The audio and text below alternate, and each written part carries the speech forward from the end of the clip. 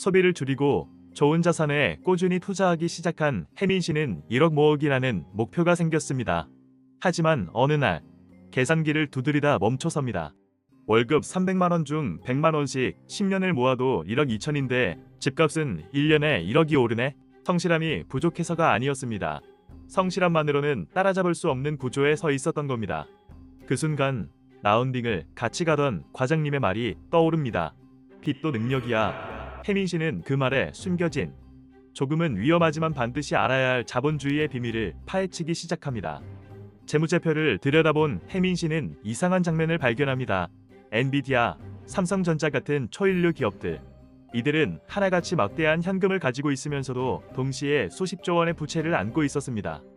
돈이 남아도는 기업들이 왜 굳이 이자를 내면서까지 빚을 쓸까라는 의문이 들었습니다.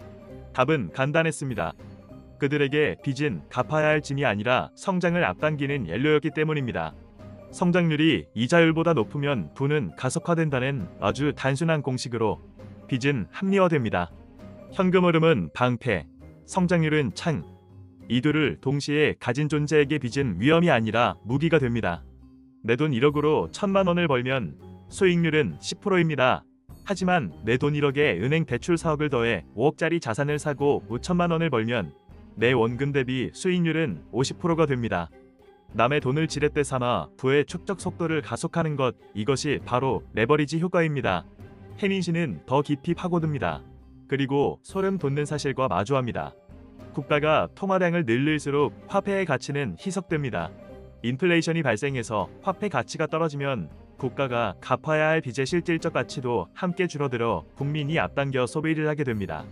은행은 단순히 대출을 함으로써 누군가에게는 새로운 빚, 은행의 자산을 창조합니다.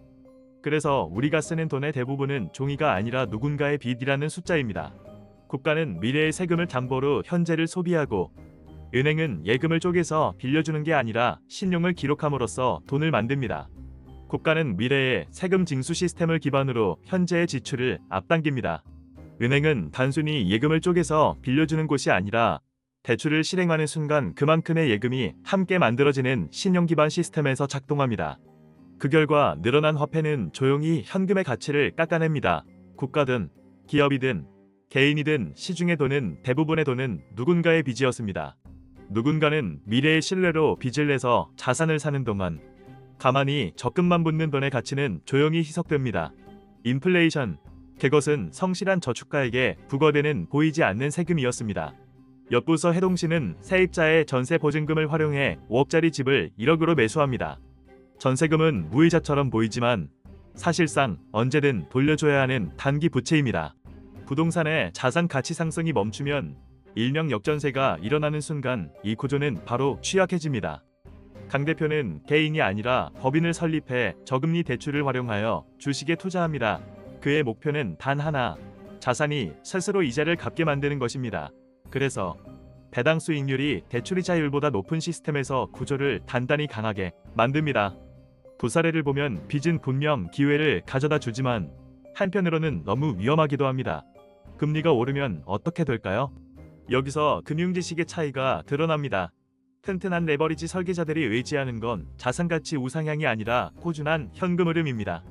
강 대표의 경우 자기 자본 0.6배의 타인 자본, 즉 대출을 금리 4%로 자금을 조달해 배당 수익률 6%인 기업에 투자합니다.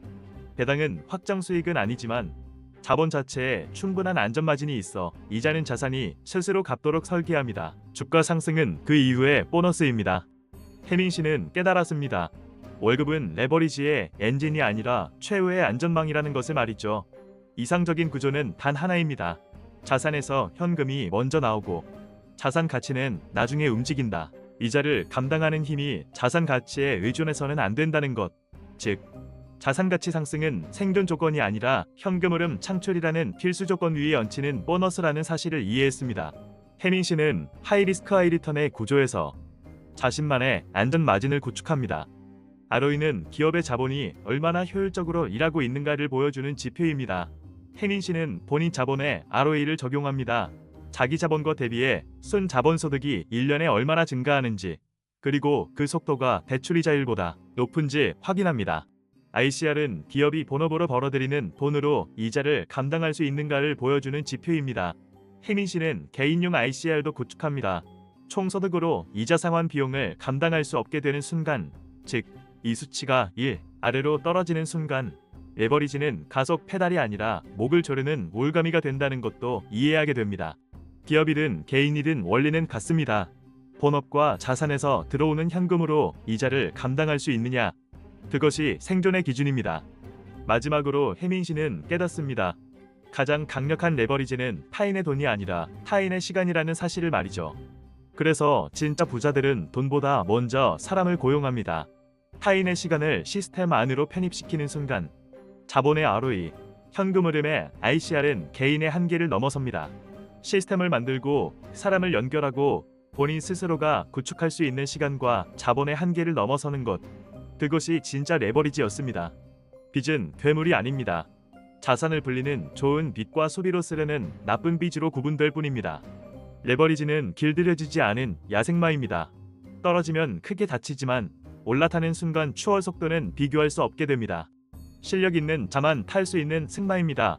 국가도, 기업도, 부자들도 모두 이 말을 타고 성장해왔고 지금도 성장해 나가고 있습니다. 여러분은 안전한 감옥 같은 적금 속에서 조용히 돈이 녹아내리는 걸 지켜보시겠습니까? 아니면 현금 흐름이라는 안전장치를 메고 레버리지라는 말과 함께 드넓은 초원으로 나아가시겠습니까? 마지막으로 강력히 경고합니다.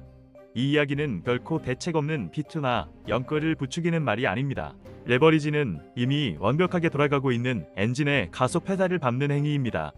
내 실력과 계산이 선행되지 않은 빚은 가속 페달이 아니라 나를 향해 날아오는 족쇄가 됩니다. 자본주의라는 거친 야생에서 빚이 나를 잡아먹는 괴물로 크도록 방생하면 절대 안 됩니다. 대신 철저한 통제하에 힘차게 달리는 명마로 삼아 부의 영토를 넓혀가는 지혜로운 승마가가 되시길 바랍니다.